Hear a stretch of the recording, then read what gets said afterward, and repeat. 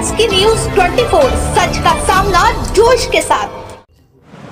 जोधपुर 8 दिसंबर रविवार। केंद्रीय गृह मंत्री अमित शाह शनिवार देर रात जोधपुर पहुंचे। वे रविवार को BSF के 60वें स्थापना दिवस समारोह कार्यक्रम में बतौर मुख्य अतिथि शामिल हुए। स्थापना दिवस कार्यक्रम के पश्चात जोधपुर सर्किट हाउस के नजदीक सरदार वल्लभ भाई पटेल की मूर्ति का अनावरण करते हुए अपने संबोधन में कांग्रेस पर निशाना साधते हुए कहा कि 75 सालों तक कांग्रेस की विकृत मानसिकता के कारण राम मंदिर नहीं बन सका और नरेंद्र मोदी सरकार के आते ही राम मंदिर का निर्माण हुआ। धारा 370 का कोई अस्तित्व नहीं।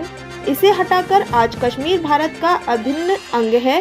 ट्रिपल तलाक खत्म करने व समान नागरिक संहिता कानून लागू करने जैसे कार्य पिछले 10 वर्षों में देश के प्रधानमंत्री नरेंद्र मोदी की सरकार ने कर दिखाया। गृह मंत्री शाह ने कहा कि चर्चिल ने कहा था भारत के टुकड़े टुकड़े होंगे, पर लौह पुरुष सरदार वल्लभ भाई पटेल ने चर्चिल के इस कथन को गलत साबित कर दिखाया और आज भारत संपूर्ण विश्व में गौरव के साथ एक बड़ी शक्ति के रूप में खड़ा है। सरदार वल्लभ भाई पटेल की मूर्ति स्थापित की गई, जिसकी ऊंचाई 11 फीट 1100 किलोग्राम वजनी विभिन्न धातुओं के मिश्रण से बनी है। अनावरण समारोह के कार्यक्रम में केंद्रीय मंत्री गजेंद्र सिंह शेखावत सहित प्रदेश के मंत्रीगण, विधायक और अन्य नागरिक मौजूद रहे। कार्यक्रम के बाद दोपहर में वायुसेना के विशेष विमान से दिल्ली के लिए रवाना हो गए। जोधपुर से ब्यूरो चीफ नवीन शर्मा की रिपोर्ट। स्वर्गीय सरदार वल्लभ भाई पटेल, जिनका आज कृतज्ञ राष्ट्र 150वीं जयंती का उत्सव वर्ष भर के लिए माननीय प्रधानमंत्री नरेंद्र मोदी जी के नेतृत्व में मना रहा है। उनकी यह भव्य मूर्ति जोधपुर में स्थापित करने के उपलक्ष्य में आयोजित आज इस छोटे लेकिन गरिमापूर्ण कार्यक्रम में मंच पर उपस्थित भारत सरकार के गृह मंत्री और वर्तमान में भारत को सशक्त करने के लिए मुख्य भूमिका निभाने वाले श्रद्धेय अमित शाह जी का मैं आप सब की तरफ से हृदय पूर्वक स्वागत करता हूं, अभिनंदन करता हूं। आज के इस महत्वपूर्ण कार्यक्रम में मेरे साथ मंच पर उपस्थित मेरे साथी, मेरे मित्र श्रीमान गजेंद्र सिंह शेखावत जी, राजस्थान सरकार के उप मुख्यमंत्री डॉक्टर प्रेमचंद बैरवा जी, विधायक लूणे और मंत्री राजस्थान सरकार श्री जोगाराम पटेल जी, राजस्थान सरकार के मंत्री जोगेश्वर गर्ग जी, राज्यसभा के सम्मानीय सदस्य राजेंद्र गहलोत जी, विधायक देवेंद्र जोशी जी, अतुल भंसाली जी, डॉक्टर महेंद्र सिंह जी, महापौर जोधपुर दक्षिण वनिता जी, जोधपुर के जिला अध्यक्ष देवेंद्र सालेचा जी और आज के इस कार्यक्रम में आए हुए सभी भाइयों और बहनों, आप सभी को नमस्कार, प्रणाम। सबसे पहले मैं जोधपुर की वीर भूमि को,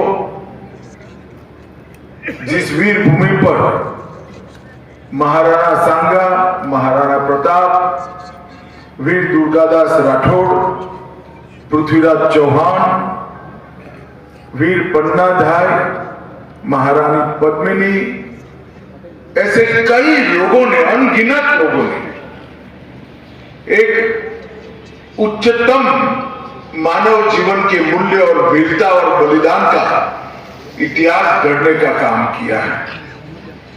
मैं इस राजस्थान की वीर भूमि को प्रणाम करता हूं और जोधपुर में आया हूं तब राव जोधा, राव चंद्रसेन और मोटा राजा उदय सिंह जी को भी सम्मान पूर्वक स्मरण कर मेरी बात की शुरुआत करना चाहता हूं। कई धातुओं से मिश्रित होकर बनी है, 11 फुट ऊंची है और 8 फुट ऊंचे स्थान पर उसको लगाया गया है। इसकी हाइट भले 11 फुट हो, इसकी सुगंध युगों युगों तक पहुंचेगी, इसका मुझे पूरा भरोसा है। सरदार साहब ही थे जिन्होंने जोधपुर रियासत को महाराजा जोधपुर को समझाकर विलीनीकरण करने का काम किया। वो ही थे जिन्होंने जोधपुर एयरबेस को एक स्ट्रेटेजिक एयरबेस बनाने का काम किया, और वो ही थे जिन्होंने पाकिस्तान की इस और की सीमा से वो एयरबेस बनाकर हमेशा के लिए भारत को सुरक्षित करने का काम किया। जब भारत की स्वाधीनता पर चर्चिल का रिएक्शन मांगा गया, चर्चिल ने कहा था ये देश स्वाधीन होने के बाद इसका आयुष्य कुछ महीनों में समाप्त हो जाएगा, खंड खंड बिखर जाएंगे। चर्चिल भी बोले थे और सरदार साहब ने कर दिखाया। चर्चिल आज झूठे साबित हुए, इनकी भविष्यवाणी गलत साबित हुई। आज भारत गौरव के साथ पूरे विश्व के सामने सीना तान कर, और वही ब्रिटेन जिन्होंने हम पर सालों तक राज किया, आज उसको पीछे छोड़कर भारत की अर्थव्यवस्था दुनिया में 5वें नंबर की अर्थव्यवस्था बन गई है। ये सरदार साहब के संकल्प का ही प्रूफ है। मित्रों, सरदार साहब ने चर्चिल के कथन को गलत साबित किया। ये आपस में लड़ेंगे और भारत खो जाएगा। इन्होंने भारत को एक बनाया, मजबूत बनाया, अखंड बनाया, फिर भी काफी सारी चीजें सरदार साहब की आयु के कारण उनके जीवन काल में नहीं हो।